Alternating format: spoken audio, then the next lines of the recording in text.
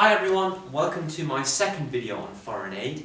In my first video I focused on the outcomes of aid in promoting development, and I also looked at the different types of aid, the various forms it can take. In this video I'm going to focus on the limitations of aid in promoting development. And this is a very important video because economists around the world argue that there is no evidence out there at all that aid has increased growth in countries that have received it, that aid has reduced poverty in countries that have received it. So let's understand the reasons why maybe aid does not promote economic development. The first argument is of corruption. This is a big argument. It's no good just assuming that all governments are purely altruistic, that all governments have the intentions and welfare of its populace at its heart. A lot of politicians are ruled by greed and self-interest, and a lot of developing countries, politicians can get away with it. They can just take aid money and keep it themselves, or find a way of keeping the money within the government instead of actually redistributing it to the rest of the economy. So corruption can actually get in the way. And there is no guarantee that the government has the welfare of the majority of the population at heart at all.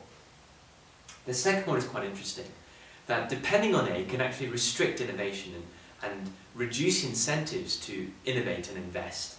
Very simply, if you're a domestic producer and you know lots of aid money is coming into the economy, then why do you need to make profits and invest those? You can just take that aid money and use that to continue producing and invest instead. So that can reduce the incentives there. But more than that, there is another good argument to make, and I'll give you kind of an example of this. In Ghana, at one time there were lots of Ghanaian firms that were bidding to get involved in a project that the government wanted built. So the government was tendering this project and was offering it to different firms, but alongside the Ghanaian firms that were competing for this project were European firms, and the EU was a big provider of aid to Ghana. And what actually happened was the Ghanaian government provided the majority of the project to the European firms to keep the European government happy, to keep EU policymakers happy, so that aid would continually flow to Ghana. So in that sense, the motives of government changed completely to maintain this stream of aid, instead of looking at the inward potential of the Ghanaian economy, instead of looking at promoting entrepreneurship inwardly. And that's a negative, that's a real negative. Again, the heart of government policy, the mindset of the government, is more to keep the faces of EU policymakers happy, instead of focusing on inward growth strategies and inward development outcomes themselves.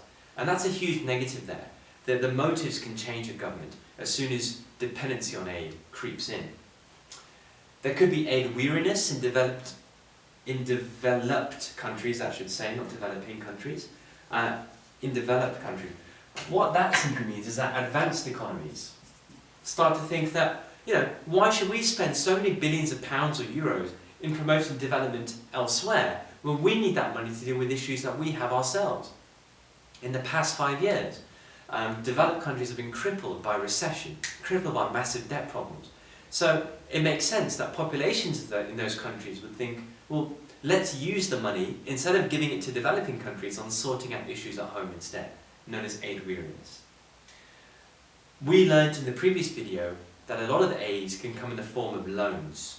And if that's the case, then that money needs to be paid back. And if it can't be paid back, all it's going to do is add to massive indebtedness problems suffered by developing countries. It can be argued that aid can promote further inequality, especially if aid money is spent on areas of industrialization, where the money may only benefit a few in the population instead of the majority, which may be in rural sectors, in agricultural sectors. So income inequality as a negative there. It can be argued that countries, developed countries especially, only really give aid to developing countries of economic or political interest to them. And if that's the case, then really it's only going to be the middle income countries that benefit from aid. The low income countries that are not that influential, that are not that substantial to advanced economies, developed economies, are not going to get the aid if that's the real motive. We argue that really the motive of aid is to promote development, but often that can break down. That motive may not actually exist. And if the motive is to pursue economic and political interest with other countries, it's going to be middle income countries that get the aid, as opposed to poorer countries, which is not the best thing. And linked to that, again, if the motive of aid is not to promote development, it might be a case that aid is given to developing countries to change policy, to adopt policies that benefit the donor country instead. So maybe that's liberalizing trade, maybe that's adopting certain fiscal policies or monetary policies that will benefit the donor country, who knows. But anyway, if that's the motive given, that might not be at the best interest for the developing country. It may only benefit the donor country, which is not good for long-term development outcomes. So a lot of arguments made here. Dambisi Moyo is a big proponent that aid is actually very harmful for a developing economy. It can trap a developing economy away from achieving growth and development outcomes. It can trap a developing country in poverty, actually, she argues. And a lot of the reasons that she talks about are mentioned here. But proponents of aid, like Bill Gates, would actually argue the other case, that aid does promote development in the way we talked about it in the previous video. But anyway, bear all these arguments in mind. In an exam situation, we need to apply these arguments to a given case study, but it'll be very easy to do so. Hunt for these problems in the case study and you'll be fine. That's it for foreign aid. I hope that makes sense. Stay tuned for the next video. See you then.